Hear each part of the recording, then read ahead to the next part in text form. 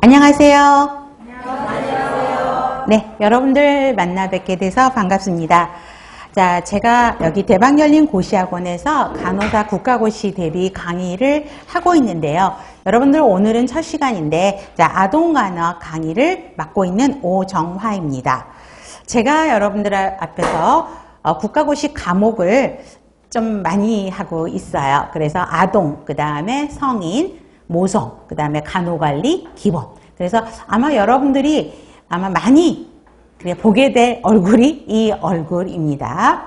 자, 여러분들이 이제 먼저 아동간호학에 대해서 이야기를 한다면, 아동간호학이 여러분들 공부할 때 어떤 느낌이셨어요?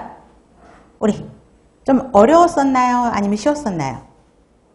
어려웠어요. 자, 아동간호학은 말 그대로 아동의 성장 발달 단계에 포커스가 맞춰져 있어서 정리가 된 거죠. 그래서 여기 지금 앉아 계시는 학생분들 중에 조금 연령대가 있으신 분들은 그죠, 육아 경험이 있잖아요. 그렇기 때문에 좀 잘해요. 근데 우리 아직 결혼 안 한 미스들 같은 경우는 키워본 경험이 없죠. 그러니까 이건 단순 암기들을 좀 많이 해야 되고, 그렇기 때문에 조금 어려워요. 그래서 조카들 있으면 한번 생각을 해보면 도움이 되고요. 아동과목은 여러분 국가고시 과목 중에서 어려운 과목일까요? 쉬운 과목일까요? 그렇죠. 높은 점수를 얻을 수 있는 과목이에요. 그렇기 때문에 조금만 공부하시면 높은 점수를 얻을 수 있고요. 또 전반적인 출제 경향이 크게 바뀌지 않는 과목이기도 합니다. 그래서 아동간호학은 조금 열심히 해놓으면 좋은 점수를 얻을 수 있다라고 보시면 좋겠고요. 여러분들이 목차를 한번 살펴보세요. 그러면 거기에서 출제 빈도가 어디가 제일 높을까요? 어떤 항목이? 성장 발달 부분이요. 그렇죠? 그 다음에 그 성장 발달 단계에 따른 각각의 이론들, 그 다음 성장 발달 단계의 특성들, 이게 가장 비중을 많이 차지하고 있습니다. 그래서 성장 발달 부분, 아동의 발달 단계별 건강 유지 부분, 이게 굉장히 많고요. 그 다음에 어떤 질환, 물론 질환과 간호중재, 이것도 시험 문제 많이 나오겠지만 일반적으로 건강한 아이, 건강한 신생아, 또 거기가 출제 빈도수가 높죠. 그래서 보시면 될 것 같고, 그 다음에 각각에 따른 그 질환들이 있을 겁니다. 질환에서 나오는 그 대표적인 질환들은 딱 거의 나와 있거든요. 그래서 그 부분들은 제가 수업 시간에도 강조하면서 이야기를 할 겁니다. 그래서 평균 각 항목당에서 가장 두 개는 이제 성장 발달 단계가 많이 나오지만 나머지 질환 같은 데서도 한두 문제씩은 주기적으로 나오고 있다. 그 다음에 나오는 질환들은 대부분 비슷해요. 그래서 그쪽으로만 포커스를 맞추시면 되고요. 자, 아동간호학 강의는 3시간씩 6회로 진행이 돼서 총 18시간 기준으로 진행될 계획입니다. 여러분들이 지금 교재를 받으셨죠? 책이 2권일 겁니다. 이론책과 문제집이 있게 돼요. 그러면 이론은 여러분이 그동안 아마 아동간호학을 학교 다닐 때 우리 1년은 배웠을 거예요. 1년. 근데 그거를 18시간에 끝내야 돼요. 그럼 초압축을 해야 되겠죠. 그렇죠? 그래서 국가고시에 나왔던 기출문제와 관련된 개념 정리를 그 이론책에 다 해놨고요. 그 다음에 문제집을 보시면 박스에 들어있는 문제들이 실제 기출에 나와 있는 문제들, 연도는 나와 있지 않지만 기출에 관련된 것들이 나와 있고, 그 다음에 박스 아래에 있는 것들은 그거와 관련된 내용, 아니면 또 새롭게 이거는 좀 공부를 하고 넘어갔으면 좋겠어 라고 생각한 문제들이 추가로 더 들어가 있는 거를 보실 수 있을 겁니다. 자, 여러분, 그 문제집을 보면, 여러분, 문제집을 볼 때 어떤 개념을 공부하면 좋을까? 그 문제집을 볼 때 뭘 생각하면서 문제를 풀어보면 좋을까? 어떤 비슷한 문제들이 나오는지. 여러분, 그게 1, 2년 간격을 듣고요. 거의 똑같은 문제들이 나오는 거를 볼 수 있어요. 모아놨으니까 그대로. 섞어놓은 게 아니라 비슷한 걸 막 모아놨거든요. 그래서 생각보다 쉽다? 이런 경우도 있어요. 그래서 여러분들이 그럼 기출문제를 풀 때는 어떤 개념을 중심으로 문제가 나오고 또 어떤 질환을 중심으로 문제가 자주 출제되는지, 그 다음에 닦아지 문항이 오지선다로 되어 있는데 어떻게 문제가 변형이 되는지를 확인하실 필요가 있습니다. 그래서 여러분들 중요한 거는 옳은 것을 고르세요. 그러면 답만 그래 2번이 답이다 딱 넘어가고 1, 3, 4, 5를 무시하면 된다 안 된다? 그렇죠. 틀린 문항이 왜 틀렸는지를 명확하게 짚고 넘어가셔야지 다음번 문제에는 틀리지 않는다라는 거예요. 그래서 보시면 될 것 같습니다. 자, 먼저 이론을 공부하고 그 다음에 문제를 풀고 또 이론을 공부하고 문제를 풀고 이런 식으로 진행을 할 계획입니다. 자, 제가 항상 국가고시 대비반에서 첫 시간에 강조하고 오는 게 뭐냐면 집에 여러분들 문제집, 이론집 되게 많지 않아요?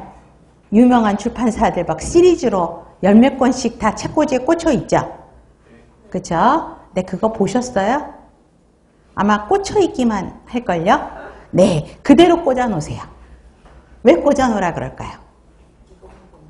네, 이것만 보시라고요.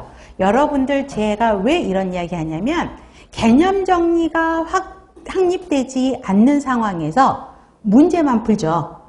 글자 한두 글자만 바꿔도 바로 틀려요. 그렇죠? 그래서 그거는 나중에 시험 직전에 풀어보시는 게 좋고요. 지금은 가장 중요한 저에 대한 신뢰가 먼저 있어야 되겠죠. 그리고서 이 책만 먼저 내가 마스터하겠다라고 생각을 하세요. 그래서 이론집과 문제집을 확실하게 정의를 하고요. 그때 나중에 가지고 있는 출판사 문제를 보셔도 그때는 답이 막 눈에 보이실 거예요. 아셨죠? 그래서 어설프게 선생님을 믿어도 될까? 이러면서 막 2 플러스 책꽂이에 있는 문제집 다 빼가지고 보면 더 정신이 없어요. 무슨 말인지 아시겠죠? 그래서 지금은 저 믿고 기본 개념부터 확립하자. 그 다음에 기출문제 분석을 하자.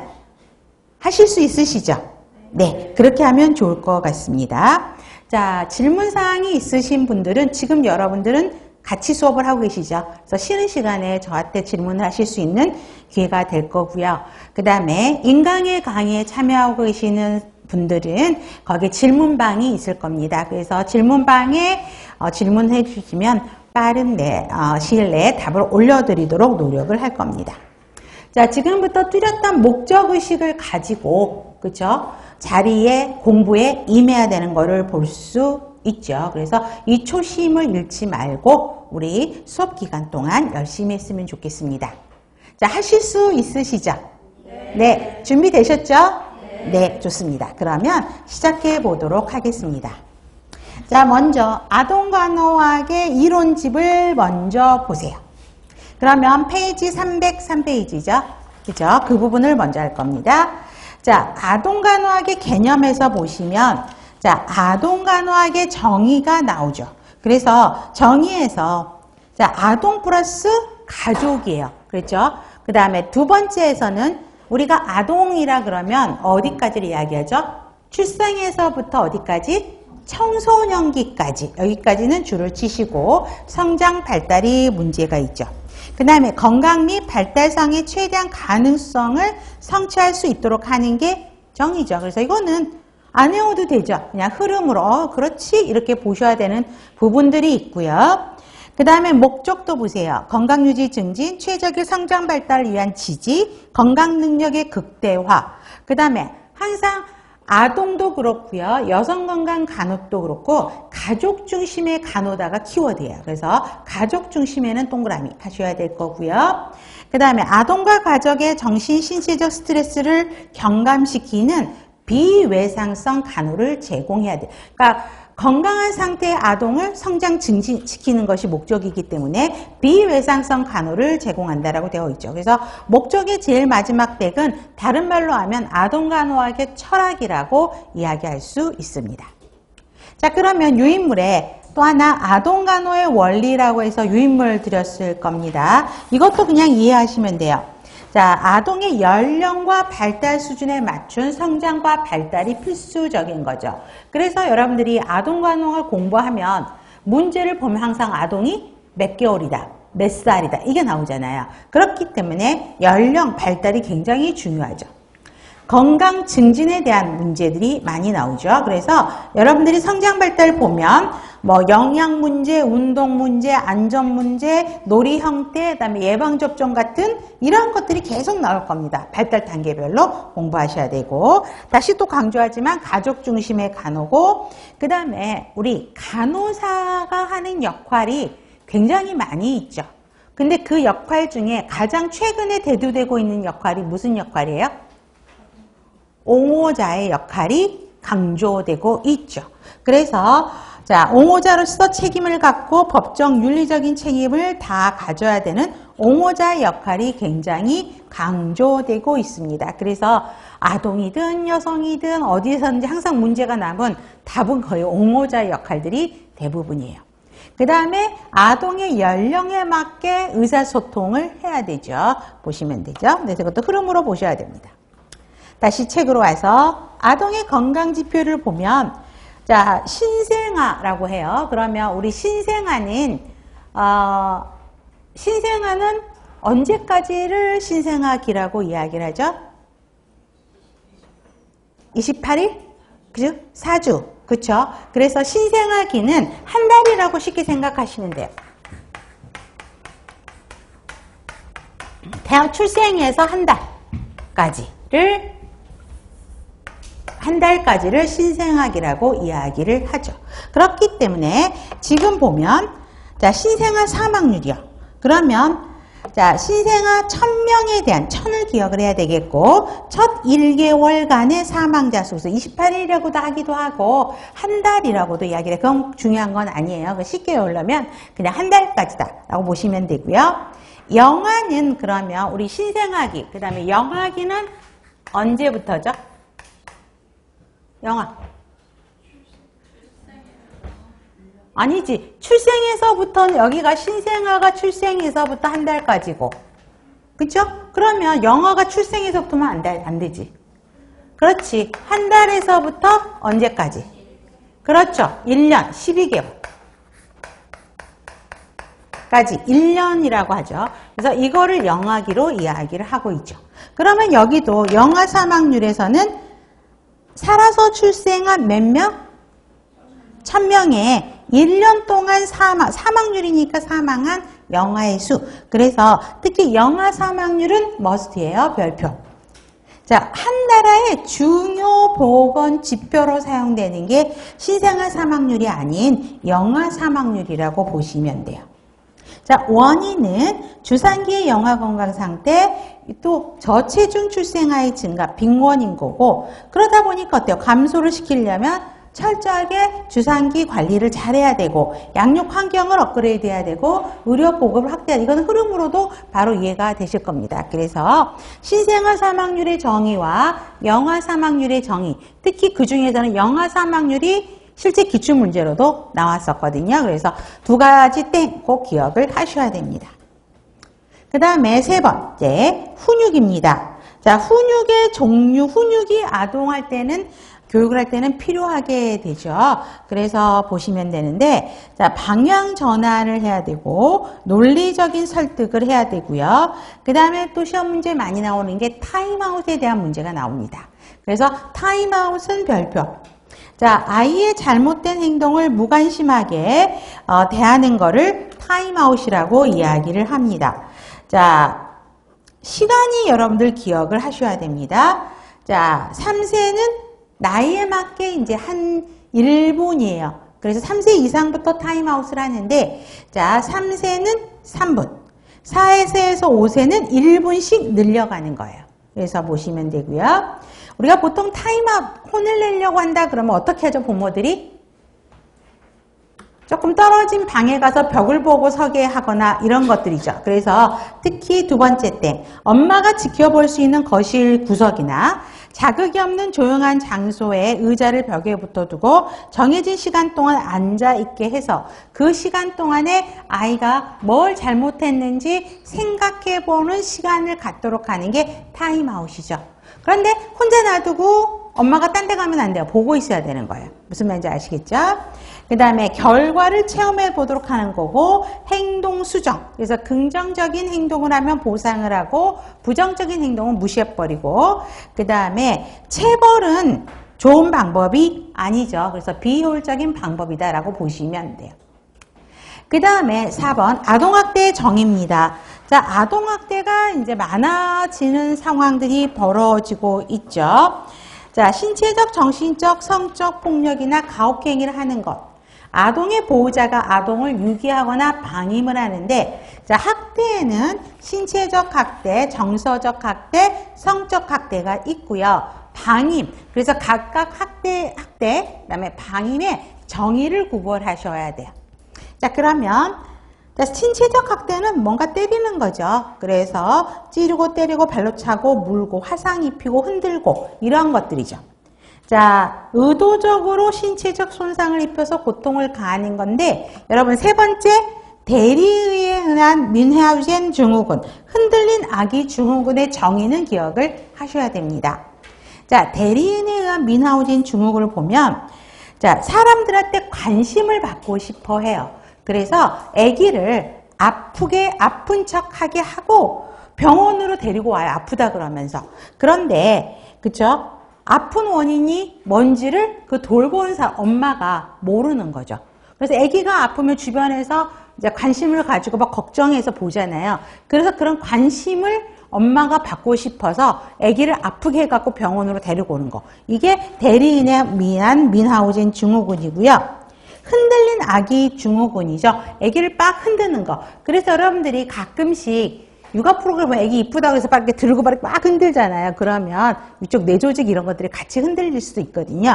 그렇기 때문에 난폭하게 흔드는 거죠. 그래서 뇌 손상이 한 양상입니다. 그래서 구토, 호흡곤란, 두개 내 출혈, 망막 출혈, 뭐 이런 상태, 혼수 상태까지도 가는 거예요. 그래서 너무 예쁘다고 막 흔들지 말라 그러죠. 그걸 너무 세게 흔들어서 아이가 손상을 입는 거, 이게 흔들린 아이 증후군이라고 이야기를 합니다.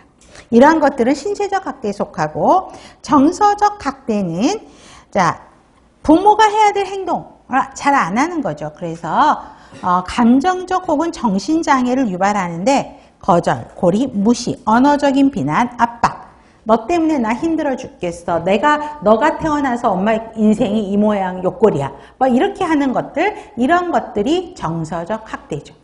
성적 학대는 성과 관련되는 것이어서, 그래서 아동의 성기를 좋아하는 거, 그 다음에 성교, 강간 뭐 이런 것들을 보시면 좋아요.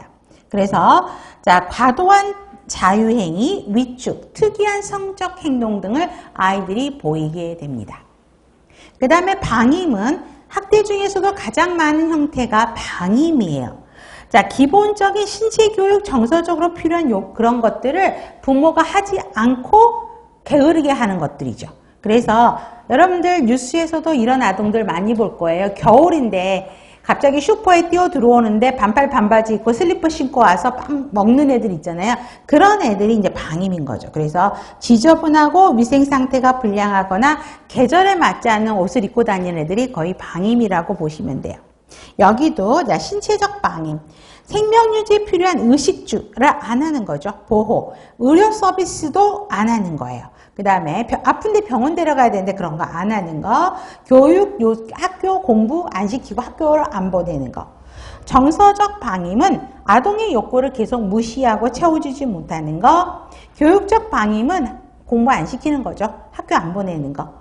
의료적 방임은 의료적인 처치 개입을 하지 않아요. 가장 대표적인 게 예방접종을 우리 기본적으로 여러분들이 또 공부할 거거든요. 맞아야 되는 법정 예방접종이죠. 이런 것들을 안 하는 거죠. 그 다음에 유기, 보호하지 않고 버리는 거죠. 그래서 보시면 돼요. 그래서 정의들만 좀 구별하시면 됩니다. 5번, 사회화 과정에서 부모 역할 행위. 자, 규칙이 있어야 된다는 거죠. 여러분들이 TV에서도 뭐 육아 프로그램 보면 아빠랑 엄마랑 그렇죠? 규칙을 만들어 놓는데 그 규칙을 서로 안 지키면서 애한테 훈련시키는 이런 것들이죠. 규칙을 만들어야지 아동이 이게 잘못된 행동이고 이게 옳은 행동인 거 알 수 있을 거고요. 그 다음에 부모들이 일관성이 있어야 되겠죠. 아빠는 A 방향으로 교육하고 엄마는 B 방향으로 교육하면 애가 헷갈려요. 그래서 일관성을 가지고 해야 되고, 그 다음에 수용 가능한 행동을 격려하기 위해서는 강화라는 방법을 많이 쓰게 되고, 그 다음에 엄마와 아빠가 역할 모델이 돼야 되고, 그 다음에 하지 않는 행위를 감소시키기 위해서는 우리 적절한 훈육이 필요한 거죠. 그래서 보시면 돼요. 그래서 규칙의 일관성, 그 다음에 시행하는 거의 일관성, 그 다음에 부모 역할 모델 등이 이제 중요한 요소로 설명을 하고 있습니다. 자, 그러면 여러분들 먼저 문제집을 볼게요. 1번 보세요. 2세 동생을 괴롭히는 5세 아동을 엄마가 지켜볼 수 있는 거실의 구석자리에 혼자 5분간, 5살이니까 1분씩이니까 5분이죠. 자, 앉아있게 하는 훈육 방법. 그쵸? 바로 나오죠. 타임아웃을 이야기하고 있고요. 여기서 문제를 변형해요. 5살이면 몇 분을 하는 게 적절한가? 이렇게 나가면 5분. 그래서 문제에서도 여러분들이 하나의 또 문제를 끌어내셔야 된다는 것이죠. 그 다음에 1번. 옳은 것 찾아보세요. 지금은 이제 읽느라고 첫 시간이어서 시간이 걸리겠지만 여러분들한테 숙제를 막 줄 거니까 그때는 해오셔야 돼요. 자, 옳은 것은? 그럼 우리 천천히 풀어볼까? 1번. 1번은 O예요, X예요? X. 왜? 그렇죠. 아동 중심의 간호를 제공하는 것이다? 틀린 거죠. 아동과 가족이 포함한 가족 중심의 간호를 제공한다. 그래서 여러분 틀린 거는 옆에 바로바로 쓰시면서 고치셔야 돼요. 자, 아동 간호의 주요 개념은 성장이다. OX. 나중에 성장, 성숙 공부할 거거든. 그치? 성장은 뭐예요? 단순하게 양만 보는 거고 키가 몇 cm 컸느냐 이런 거 보는 게 성장인데 주요 개념은 성장이 아니죠. 성숙, 발달을 이야기하고 있죠. 3번. 신체적 장애를 예방하는 중재를 가장 우선으로 한다? 아니었죠. 여기서 틀린 단어는 신체적 장애 예방이 아니지. 그렇죠? 정신적, 신체적 스트레스를 줄이는 비외상성 간호가 우선이어야 되고요. 아동의 건강 및 발달상 최대한 가능성을 성취할 수 있도록 한다? 맞죠? 답은 4번이고. 그러면 5번은? 미성숙한 대상자를 간호하는 특수성 때문에 상담자의 역할보다는 옹호자의 역할이 강조되고 있죠. 여러분, 옹호자는 어떤 역할을 하는 사람을 옹호자라고 할까요? 아동이나 그다음 아동을 돌보는 가족에게 의사결정을 스스로 할 수 있도록 정보를 제공하고 그다음에 그 결정에 대해서 지지하는 역할이 옹호자의 역할이거든요. 그렇기 때문에 5번은 옹호자의 필요성을 강조합니다. 그래서 답은 4번. 2번. 자, 말기 암환의 치료를 중단하는 윤리적 딜레마 상황에서 간호사가 가족을 존중하고 그들이 의사결정을 할 수 있게 필요한 정보를 제공하는 역할은 무엇입니까? 이렇게 물어보면 그게 옹호자의 역할이에요. 그렇죠? 그런데 필요한 정보를 제공하는 것은 무엇을 적용한 것인가? 자율성 존중의 원칙이죠. 자율성 존중의 원칙은 여러분들이 나중에 관리에서 공부를 하실 거예요. 아동하고 가족이 스스로 의사결정을 해서, 그쵸? 의사결정에 필요한 거를 주는 것이 옹호자의 역할이기 때문에 그 아동과 말기 암 환자 치료를 중단한대요. 그렇기 때문에 그 사람들의 의견을 받아들여줘야 되죠. 그렇기 때문에 자율성 존중의 원칙을 이야기를 하고 있고요. 3번, 영아 사망률이에요. 모치에 대한 보호와 양육관계 개선을 통해서 감소한다. 맞고, 철저한 주상기 관리를 통해서 사망률 감소시킬 수 있다. 한 나라의 주요한 보건지표로 사용되는 게 무엇이냐? 이게 실제 기출문제였거든요. 영아 사망률이고. 그러면 4번 한번 봐보세요. 어떻게 고치면 좋을까? 1000명. 그렇지. 10,000명이 아닌 1000명. 그 다음에 1개월 동안이 아닌 1년 동안 사망한 영아의 수 이렇게 바꿔야 되겠죠. 가장 큰 원인은 주상기 문제, 선천성 기형, 미수가 맞죠? 보시면 돼요. 그 다음에 4번을 봐볼까요? 열, 구토, 설사로 일주일 이상 고통을 받고 있었음에도 불구하고 병원에 안 데려갔어요. 부모의 학대 유형. 신체적 방임. 조금 더 정확하게 한다면 의학적 방임도 맞는 말이에요. 근데 답은 답까지 의학적 방임 없지. 그러니까 의학적인 방임도 신체적인 케어를 안 한 거잖아요. 그렇기 때문에 답은 5번으로 보시면 되고요. 그 다음에 5번. 3개월 영아가 왔는데 바로 사망했대요. 검사를 했는데 바로 사망했어요. 검사했더니 경막하 출혈, 망막 출혈이 나타났고 다른 외상은 없었대. 관련된 것은 흔들린 아이 증후군이죠. 그래서 흔들린 아이 증후군의 증상을 바로 알면 바로 금방 답을 알 수 있고요. 그 다음에 여러분 영아 돌연사 같은 경우는 지금 문제하고 어떻게 보냐면 도착한 후에 사망한 거예요. 얘는. 그렇죠? 근데 영아 돌연사 같은 경우는 사망해서 온 거예요. 그러니까 5번이 답이 될 수가 없다고요. 돌연사는 이미 사망한 상태에서 응급실로 온 거고 얘 문제에서 보면 얘는 응급실 왔는데 그 후에 사망한 거죠. 그래서 영아 돌연사가 답이 될 수가 없는 거고요. 그 다음에 낙상이 답이 될 수 없는 건 뭘까? 다른 외상이 있어야 돼. 낙상은. 그쵸? 근데 외상은 없어. 그냥 경막하 출혈과 망막 출혈만 있는 거야. 그렇기 때문에 낙상이라고 볼 수는 없는 거지. 그 다음에 6번. 걸음마를 시작한 유아에게 있어 아동학대를 의심하는 신체적 특징을 물어보는데 자 여기서 키워드는 유아예요. 여러분 유아가 걸음마를 언제부터 걷죠 애들이? 12개월. 그렇죠. 여러분 이거 지금은 꼭 외워야 돼. 12개월에 걷기 시작해요. 그래서 자 키워드는 걸음마를 시작해요. 그러면 아닌 거 몇 번일까?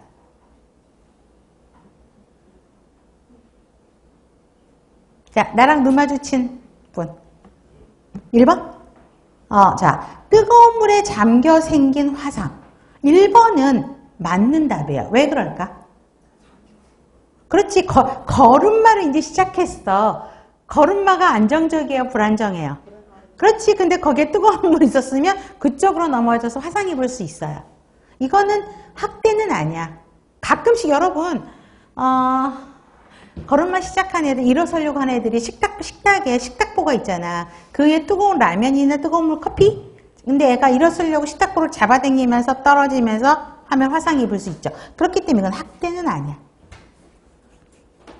물론 화상도 학대 종류 하나지만 이거는 가장 대표적인 게 아닌 거지. 걸음마기 때문에 화상을 입을 수는 있어요. 학대 증상은 아니야. 잠깐만. 아동학대, 자, 제가 이건 다시 설명할게요. 신체적 특징이 아닌 거기 때문에, 죄송해요. 뜨거운 물에 잠겨서 생긴 화상은, 이건 학대죠. 그쵸? 학대예요. 다시 정정합니다. 화상이에요. 원형의 화상 자국은 뭘까? 제가 문제를 잠깐 착각했어요. 죄송합니다. 원형의 화상 자국은 여러분, 담뱃불로 지지는 거예요. 신체적 학대죠. 자, 시기가 다른 다발성의 골절. 자, 3번과 5번 보면 여기서 선택을 고민을 하겠지. 그치? 시기가 다른 다발성 골절, 시기가 같은 골절. 시기가 다른 거가 아니지. 시기가 다른 게 학대지. 왜냐면 자, 때려가지고 그죠? 지금 골절이 있어. 그죠? 시기가 다른. 그러니까 때려서 이제 얘가 나을 때쯤 되면 또 때려갖고 그쪽에 또 골절이 생기는 거기 때문에 이거는 학대예요. 그런데 시기가 같은 여러 개의 골절은 어때요? 넘어져갖고 길 가다가 이게 불안정하니까 걷기 가니까 넘어져갖고 동시에 골절이 일어나는 거지. 그래서 학대는 시기가 다른 다발성 골절이 학대에 속하는 거예요. 그 다음에 신체 앞뒤 양쪽으로 심한 멍자국. 여러분 멍은 애들이 들 수 있어요. 걷기 시작한 애들. 주로 어디에 멍이 들까? 걷기 시작한 애들이. 그치? 앞으로 넘어지지? 그래서 이마라든가, 그쵸? 머리, 무릎 쪽에 많이 드는데, 자, 앞뒤로 양쪽으로 심한데, 이런 경우는 학대죠. 그쵸? 그래서, 신체적 특징이 아닌 거는 5번이에요. 무슨 말인지 아시겠죠? 그래서 시기가 같은 여러 개의 골절은 보시면 되고요. 그러니까 넘어져서 동시에 골절이 있을 수 있다라고 보시면 돼요. 나머지 1번, 2번, 3번, 4번은 학대 증상이에요. 7번. 자, 2세 아동에게 타임아웃으로 훈육을 하려고 해요. 옳은 거. 1번, 격리하는 동안 불안을 감소하기 위해서 부모가 아동 옆에 함께 있어준다? 아니죠. 타임아웃은 아동이 혼자 생각해 보라는 거거든요. 부모는 멀리서 지켜보는 거야. 나란히 옆에 앉아있을 필요는 없다. 그래서 틀렸고, 신체적인 체벌을 동반하지는 않고, 타임아웃을 하고 있는 동안 잘못된 행동에 대해서 부모가 설명해 주는 게 아니라고 아이가 스스로 생각을 하도록 해주셔야 되고요. 격리된 곳에 아동을 둠으로써 잘못된 행동을 반성하게 한다. 4번이 답이고, 격리 시간은 5분에서 10분이 아니라 1세당 1분. 그래서 아까 5세가 5분이었죠. 그런 형태로 보시면 돼요. 그래서 답은 4번입니다. 좋습니다. 자, 그러면 다시 책으로 와서 아동의 성장 발달입니다. 챕터 2. 그래서 아동의 성장 발달 특성을 보시면, 자, 성장 발달의 원리 먼저 보세요. 얘는 별표 많이 하세요. 머스트입니다. 항상 나오는 기본 문제예요. 자, 그러면 복합적이다, 상호 관련성이 있죠. 그래서 이거는 이해를 하셔야 돼. 자, 연속적이고 우리 아동이 출생에서 신생아, 영아, 그 다음에 유아, 그 다음에 단계가 뭐지? 학년, 정기, 그 다음에 학년기, 그 다음에 청소년기 이렇게 가죠. 얘가 다시 학년기에서 여기로 갈 수 있어요? 못 가죠. 그렇기 때문에 비가역적이다 라고 보시면 되고, 출생에서 사망까지 이루어지는 복합적이다. 그래서 상호 관련된 복합성을 가지고 있고, 유전 요인만 갖고 되는 건 아니죠. 요즘에는 환경적 요인도 굉장히 많이 좋아져서 상호작용을 받고 있고요. 자, 첫 번째는 그냥 앞에 굵은 글씨만 외워도 되고, 두 번째 방향성은 항상 나오는 문제예요. 발달하는데 방향이 있다라는 거. 그렇기 때문에 연속적이어서 어떻게 그 다음에는 어떻게 발달한 건지 예측이 가능하죠. 자, 여러분 애들이 일어나요. 신생아가 태어났어. 제일 먼저 엄마들이 우리 애가 천재야 라고 하는 행동이 뭐지? 뒤집을 때. 그렇죠? 저 역시도 애가 정상 발달보다 좀 빨리 뒤집었어요. 그래서 천재인가? 그런 망언을 환상을 갖고, 그렇죠? 뒤집고 나면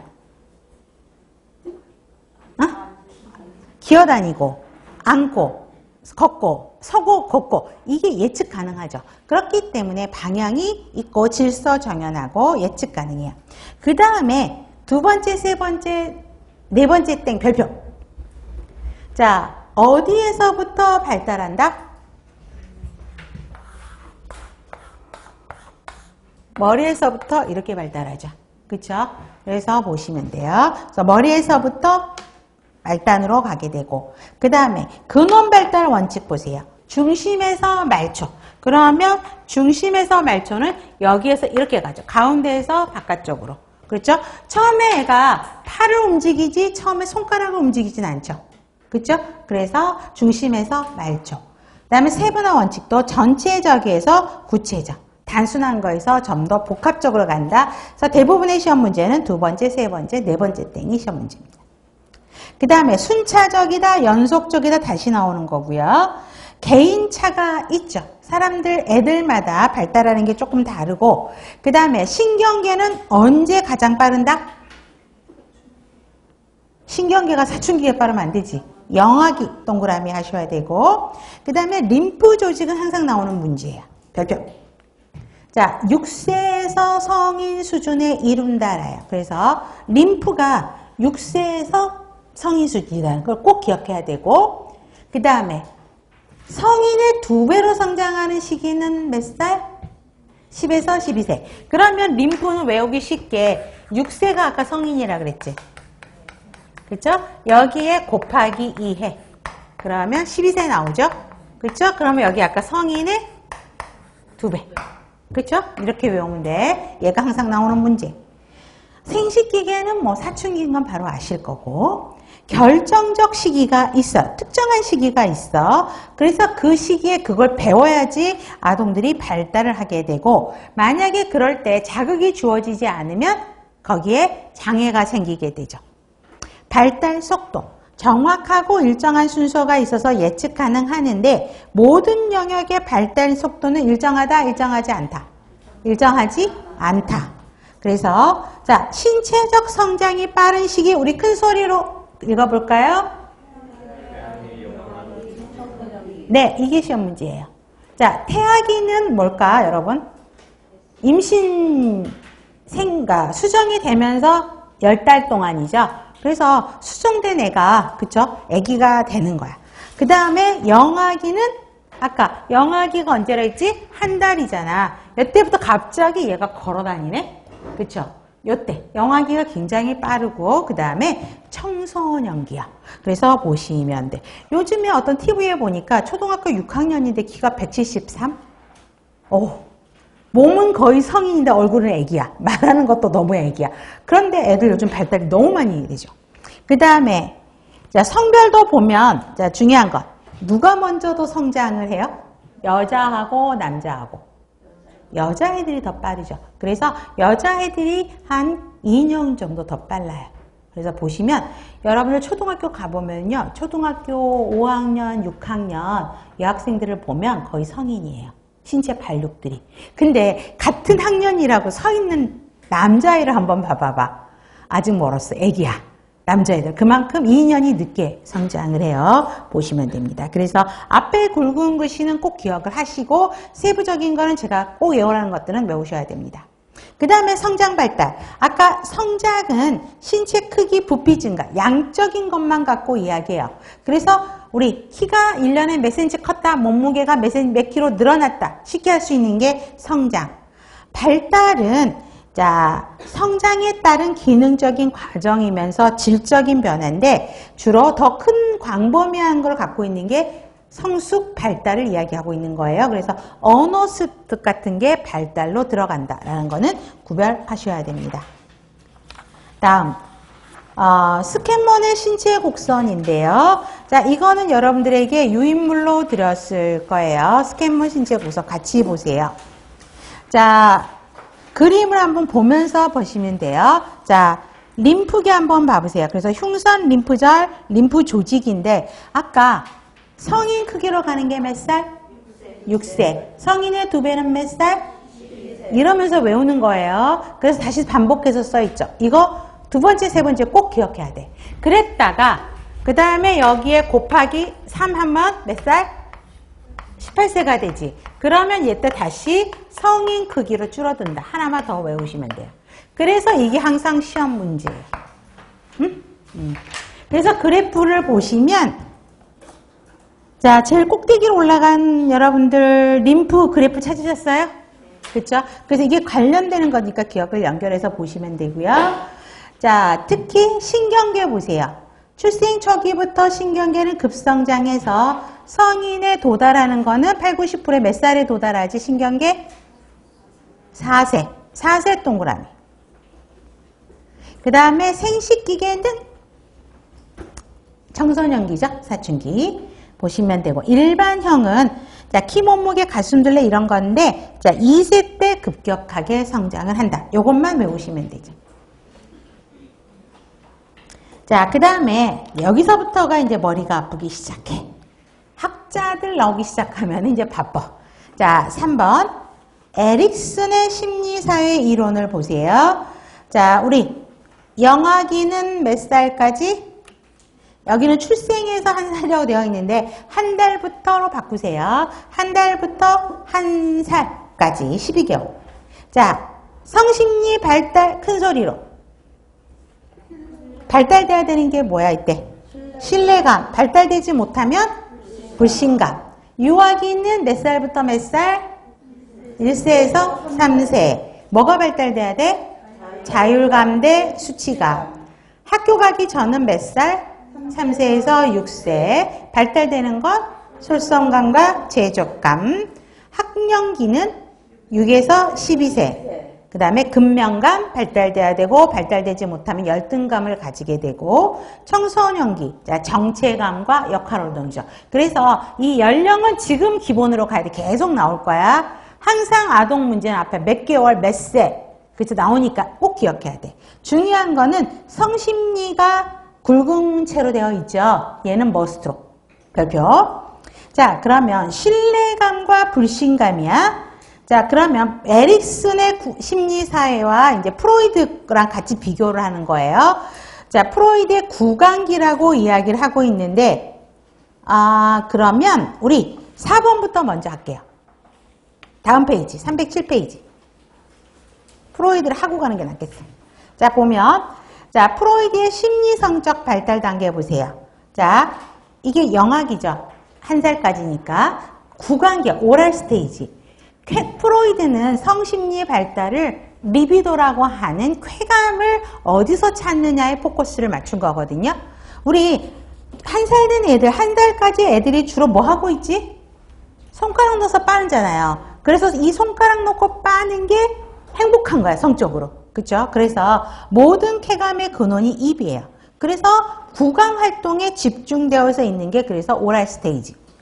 학문기는, 자, 요때는 얘네들이 이제 배변 훈련 하는 거거든요. 그래서, 자, 학문이 손에서 입으로, 이제 손가락을 입으로 놓고 빨면서 행복을 느꼈어. 리비도를 느꼈어.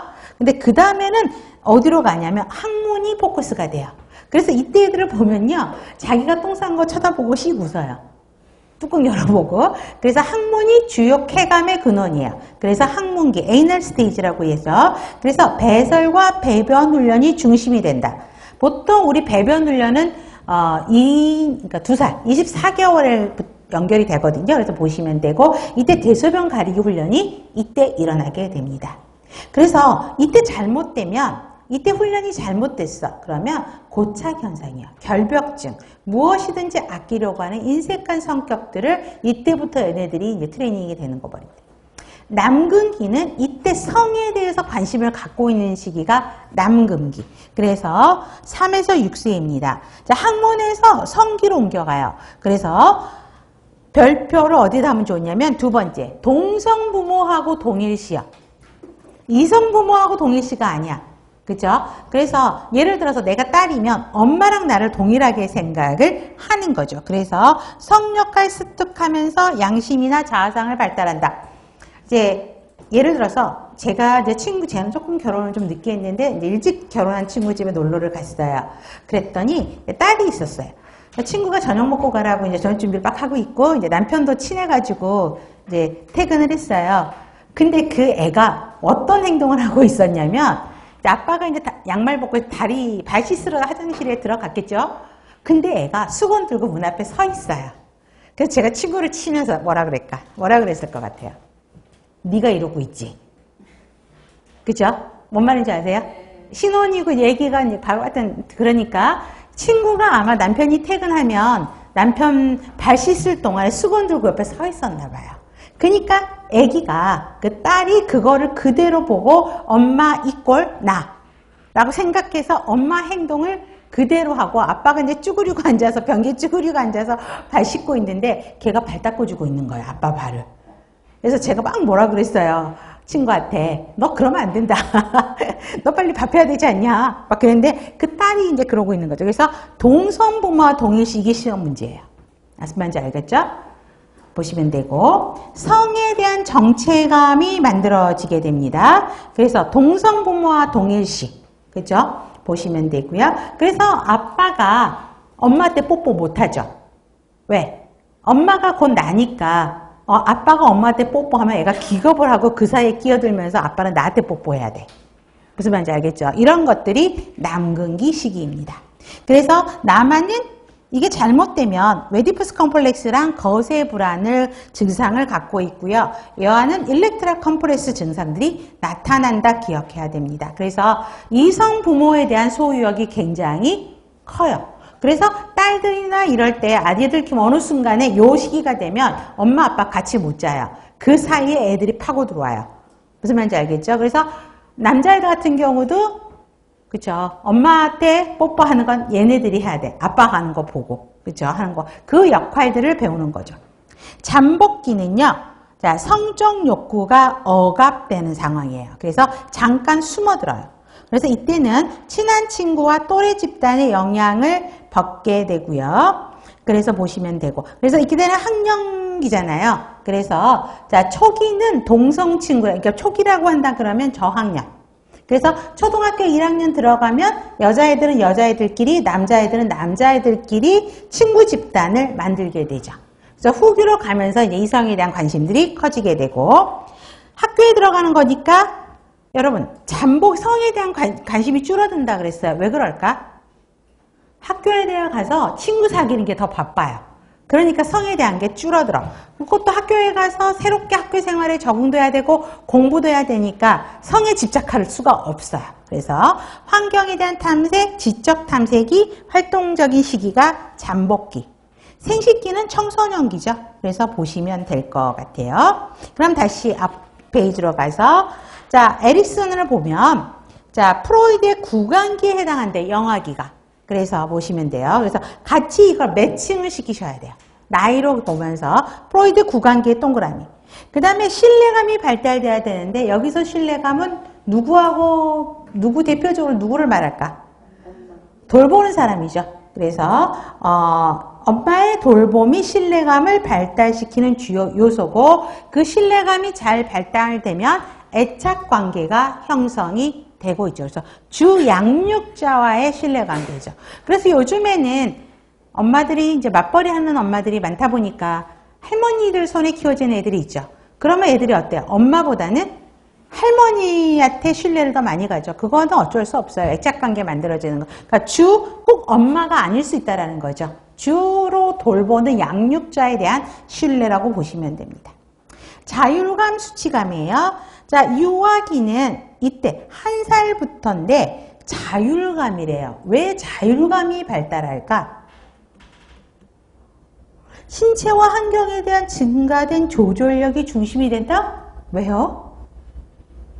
걷기 시작하지. 그래서 어머님들이 뭐라 그러세요? 아기 난 엄마들이 뭐라 그래요? 어머님들이. 뱃속에 있을 때가 좋았다. 누워있을 때가 좋았다. 그쵸? 걸어다니기 시작하면 얘네들이 어디로 튈 줄 몰라요. 그쵸? 그러면 엄마 입장에서는 그런데 애 입장은 내가 걸어다닐 수 있으니까 새로운 거 보면 막 알고 싶고 관심을 가지고 싶죠. 그렇기 때문에 신체 환경에 대한 증가된 조절력이 중심이 돼서 보고 그 다음에 보행 등의 기술을 사용하려고 하고 그 다음에 다른 사람의 활동을 흉내내면서 활동을 하게 됩니다. 그래서 이때가 연령대가 1에서 3세니까 프로이드의 어느 기? 학문기.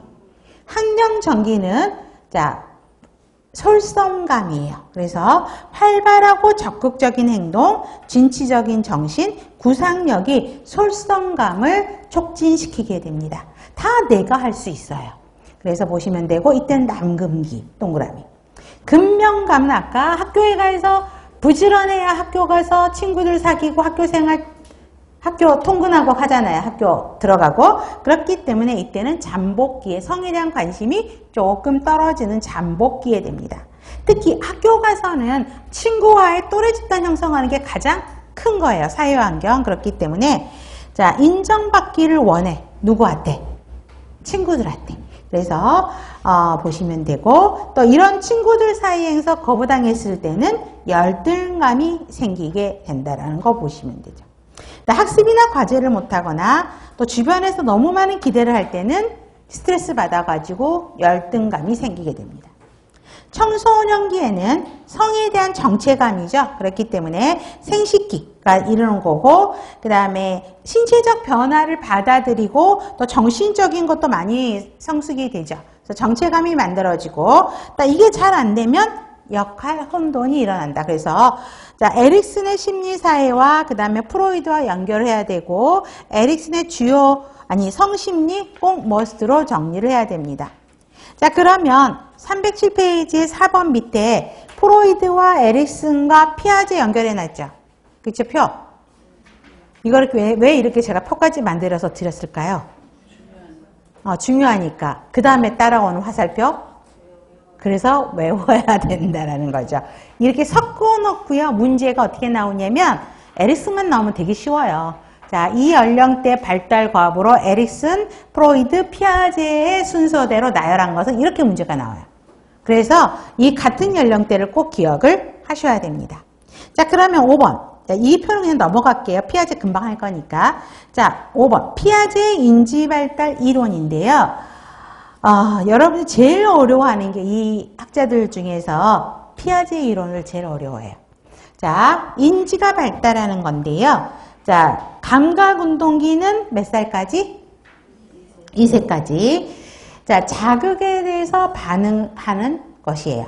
그렇기 때문에 특히 대상 영속성의 개념 발표하세요. 대상이 영속한다라는 것이에요. 그럼 뭐예요? 내 눈앞에서 물체가 없어져도, 그쵸? 사물은 있다라는 거를 아는 거. 이게 대상 영속성의 개념이고요. 정의는 꼭 기억하셔야 되고. 그 다음에 조작 전이에요. 그렇기 때문에 전 조작기는 몇 살부터 몇 살? 2세에서 7세 꼭 기억해야 돼요. 그 다음에 구체적 조작기, 형식적 조작기 이렇게 나눠져요. 조작을 할 수 있다라는 거야. 자, 조작이란 정의를 보면 과거에 일어났던 사고를 논리적인 관계로 연결 지을 수 있다는 거지. 자, 그러면 전 조작기니까 뭐야? 조작을 할 수 있다, 없다? 논리적인 관계를 이해할 수 있다, 없다? 없다. 그래서 자, 논리적인 조작이 가능하지 않다라는 거기 때문에 전 조작기. 그래서 2세에서 7세인데 2세에서 4세까지를 개념이 만들어지기 전, 그 다음에 4에서 7세를 큰 소리로 직관이라는 게 뭐예요? 눈으로 본 것만 보는 거지. 생각하는 거지. 눈으로 보는 것만 알고 그 뒤에 숨겨진 거는 모르는 거. 아직은 조작하기 전이니까. 그래서 정개념기는 몇 살부터 몇 살? 다시 한번 큰 소리로 2에서 4세. 직관기는 몇 살? 자, 전조작기의 대표적인 특성은 앞에 굵은 글씨 머스트로 정리합니다. 뒤에 또 나올 거. 6번에도 전조작기의 특성이 있어요. 자, 상징적 사고는 뭐냐면 여러분 집 하나 만들어 놓고 얘는 집일 수도 있고 기차일 수도 있고 그죠? 나무 박스를 집이다 기차다 이렇게 나름대로 아기가 상징을 정하는 거예요. 자기 중심이죠. 타인을 배려하거나 타인의 이해가 되는 나이야, 안 되는 나이야? 안 되는 나이. 그러니까 자신의 관점에서만 생각해요. 그래서 화난 엄마를 위로하려고 하는데 여러 가지 방법이 있을 수 있잖아. 근데 얘가 생각을 못해. 그러니까 자기가 위로받았던 거. 내가 애착인형 있잖아. 그걸 갖고 있으면 기분이 좋아지니까 엄마 기분 좋게 하려고 자기 애착인형을 주는 거. 이해되죠? 이게 자기중심. 그 다음 비가역성은 과정이나 순서를 역으로 생각하지 못해. 예를 들어서 조립을 이렇게 했어. 그쵸? 근데 얘를 분해하면 이렇게 갈 수 있다는 걸 생각을 못하는 거야. 조작 전이니까 보시면 되고. 그 다음에 마술적 사고. 자신이 생각하는 대로 모든 사건이 일어난다. 자기는 그 사건을 내 힘으로 다 조절할 수 있다. 라는 게 마술적 사고. 무랄론적 사고는 무생물인데 생명이 있다라고 생각을 하죠. 그래서 인형인데 살아있는 애기로 이야기를 하는 거. 그 다음에 계단에서 내려가다가 넘어졌어. 그러면서 아빠한테 계단 혼내주라고 하는 거. 이러한 것들이 전부 무랄론적 사고. 중심화는 한 상황에 한 측면만 집중하고 다른 부분은 무시해버리는 거. 자, 전 조작기에서 구체적 조작기로 넘어가요. 그래서 구체적 조작기는 조작을 할 수 있다라는 거야. 그쵸? 그럼 조작을 할 수 있다라는 시기는 언제쯤? 학교 들어가서부터겠지. 뭔가 똑똑해지게 공부를 하면서. 그래서 논리적인 조작, 추론이 가능하고 보존 개념이 확립되고요. 처음에는 귀납적 사고. 귀납적 사고는 뭐지, 여러분? 귀납적 사고. 어떤 결론들이 이렇게 있으면 이걸 하나를 가지고 이렇게 만들어내는 게 귀납이죠. 그 다음에 연역은 여기에서부터 각각의 세분화되는 거. 이게 연역을 이야기하고 있거든요. 그래서 처음에 나오는 게 귀납부터 먼저 하고 그 다음에 연역적 사고가 발달되고 탈중심화, 여러 면의 생각을 할 수 있고 학교 들어가면 친구들하고 학교 생활에 적응을 해야 되니까 규칙, 가치를 이해해야 되죠. 판단, 이성적인 판단을 할 수 있지만 아직은 이때는 11살이니까 저학년이야. 그러다 보니까 미래, 추상적인 거에서는 이해하지 못한다는 거죠. 자, 그래서 특히 구체적 조작기의 대표적인 특성, 보존개념, 가역성, 탈중심화, 이게 대표적인 시험 문제예요. 자, 보존개념을 알 수가 있다라는 거는 뭐냐면, 자, 형태가 바뀌어도 물질의 속성이 유지된다. 여러분, 물을 똑같은 100cc를 동그랑통에 넣느냐 네모통에 넣어도 안에 있는 물은 100cc다. 아는 거가 이 학년기, 구체적 조작기의 특성이라는 거죠.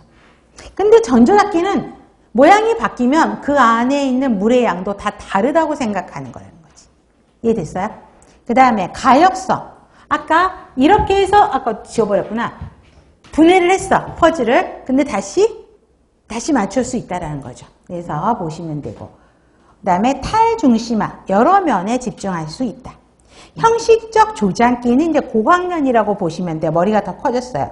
논리적인 사고, 가설, 추상적인 사고도 할 수 있고요. 가설 문제도 가능하고 미래지향적 관점의 사고를 하고 아무래도 그때보다는 타인 중심, 나기 자기 중심의 사고보다는 타인 중심의 사고를 한다라는 것입니다. 자, 그러면 잠깐 여기까지 하고 쉬었다가 진행을 하도록 하겠습니다.